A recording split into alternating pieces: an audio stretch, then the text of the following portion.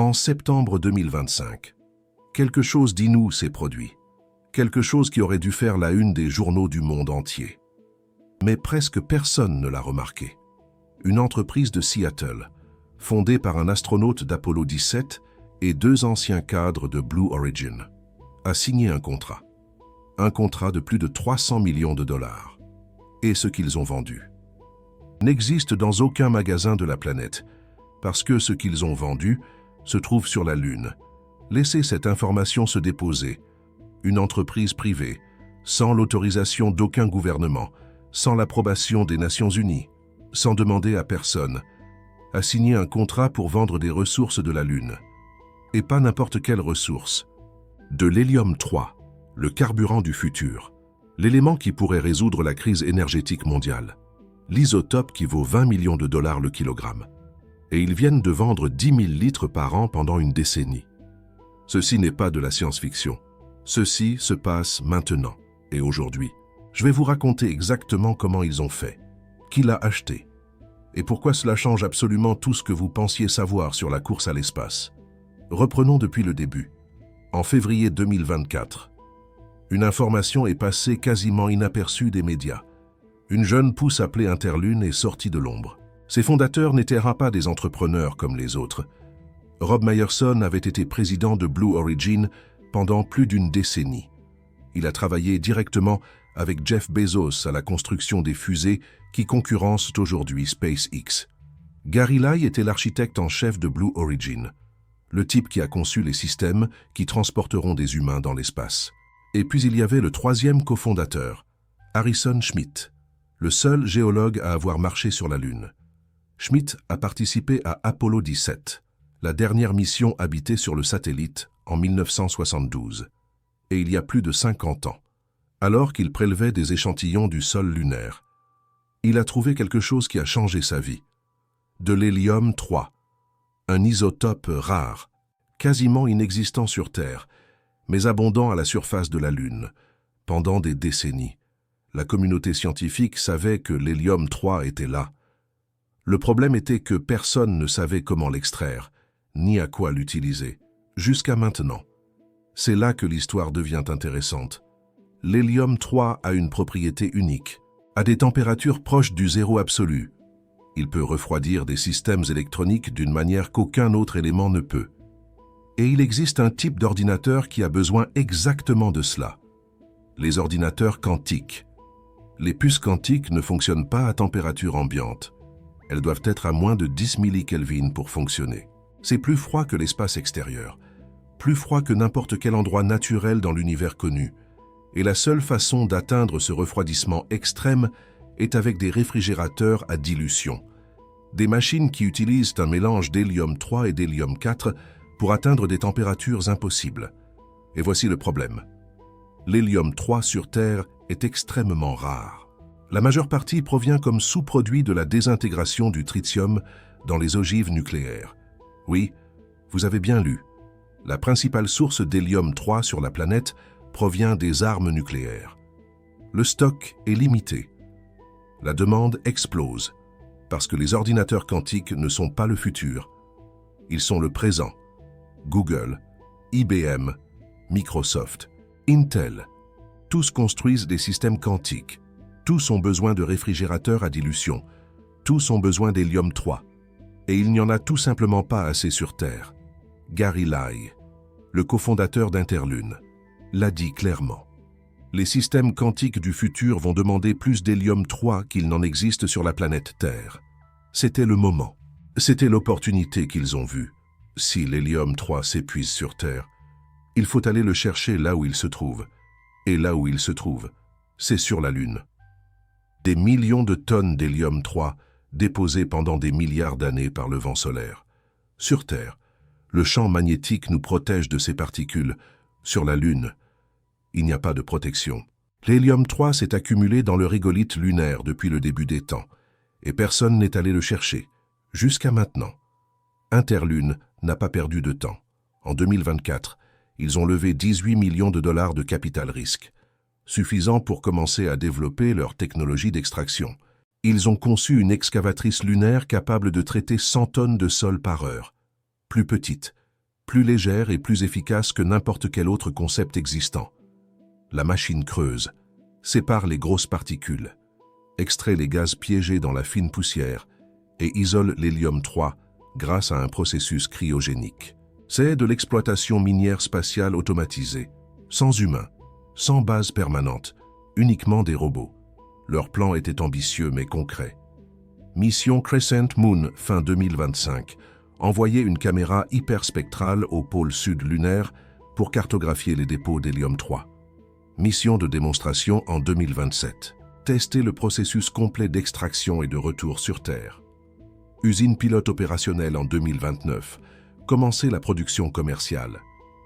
Mais ils avaient besoin de plus que de la technologie. Ils avaient besoin d'un acheteur. Et c'est là que l'histoire expose, en septembre 2025. Interlune a annoncé un accord avec Blue Force. Si vous ne connaissez pas Blue Force, laissez-moi vous expliquer. C'est une entreprise finlandaise, le plus grand fabricant de réfrigérateurs à dilution au monde. Ils ont pratiquement le monopole des machines qui refroidissent les ordinateurs quantiques. Google utilise Blue Force. IBM utilise Blue Force. Chaque entreprise de technologie quantique sérieuse de la planète utilise Blue Force. Et Blue Force vient de signer un contrat pour acheter de l'hélium-3 de la Lune. Pas de laboratoire terrestre, pas de réserve nucléaire, de la Lune. L'accord est de plus de 300 millions de dollars, 10 000 litres d'hélium-3 par an, pendant 10 ans, de 2028 à 2037.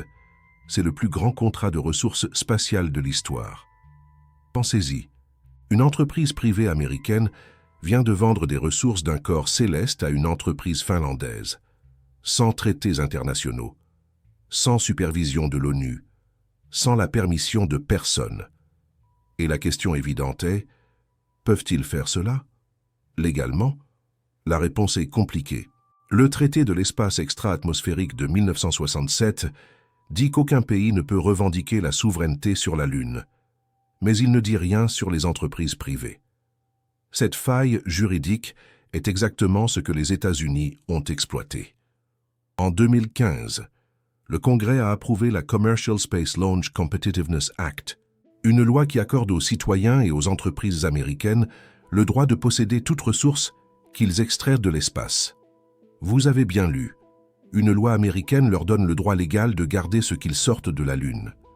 Peu importe ce que dit le reste du monde, peu importe ce que pense la Chine, la Russie ou l'Union européenne. Les États-Unis ont décidé unilatéralement que leurs entreprises peuvent exploiter l'espace. Et maintenant, l'une de ces entreprises est sur le point de le faire. Mais il y a quelque chose que presque personne ne mentionne. Interlune n'est pas seule dans cette course. La Chine a ses propres plans pour l'hélium-3. Les missions Chang'e cartographient les dépôts lunaires depuis des années.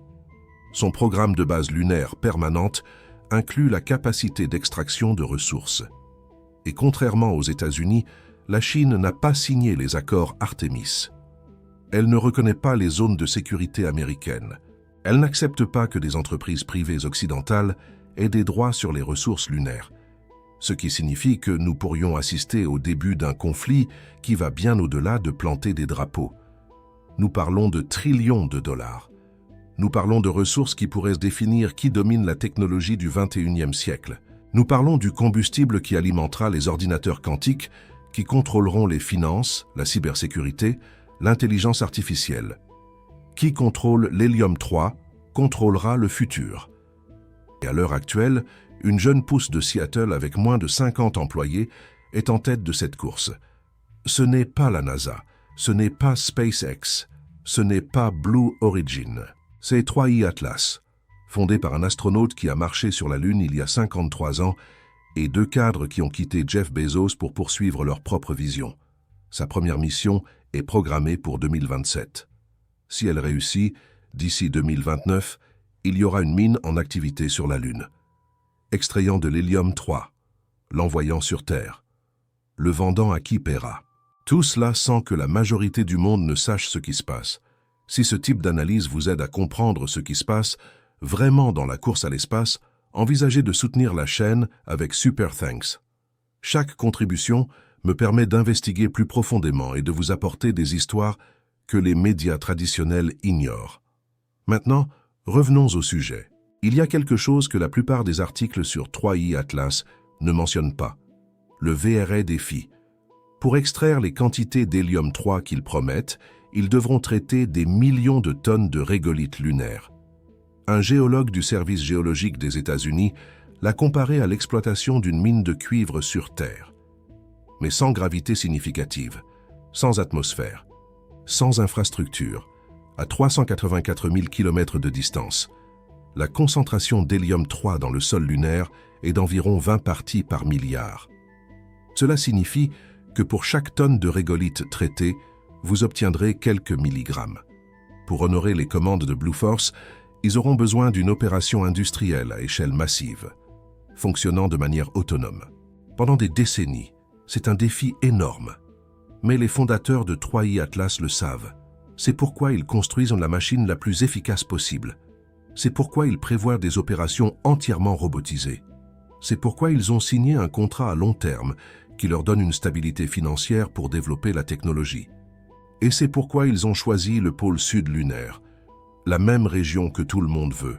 Les États-Unis, la Chine, l'Inde, l'Europe, tous pointent vers le même endroit, parce que là-bas il y a de l'eau gelée, parce que là-bas il y a des cratères à l'ombre permanente, parce que là-bas il y a de l'hélium-3 en concentration plus élevée, et parce que qui arrivera en premier et établira des opérations aura l'avantage.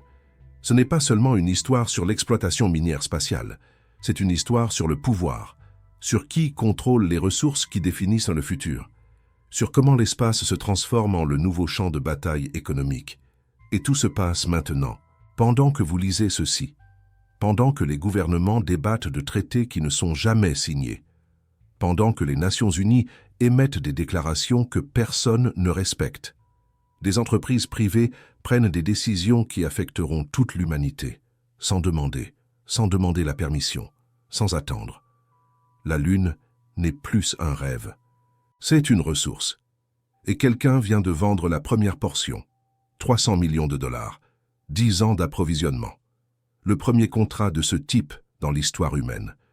Et ce n'est que le commencement. Qui pensez-vous a le droit sur les ressources de la Lune? Une entreprise américaine? Le gouvernement chinois? Toute l'humanité. Laissez-moi votre opinion dans les commentaires. Je veux savoir ce que vous pensez.